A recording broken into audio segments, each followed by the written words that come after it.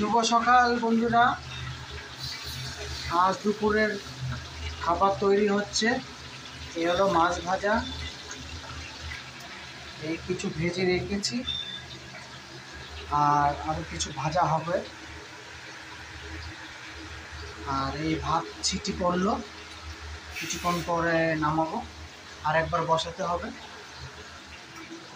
আর এখানে ডালের প্যাকেট খুলে রেখেছি।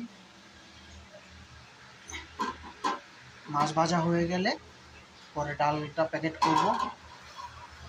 এই হলো ডাল, মুসুর ডাল, এখনো গরম, দেখেন ধোয়া হচ্ছে, এই যে ধোয়া। আমার চ্যানেলটা ভালো লাগলে অবশ্যই লাইক অ্যান্ড সাবস্ক্রাইব করে দেবেন আর আমার পাশে থাকবেন। ভালো থাকবেন সবাই।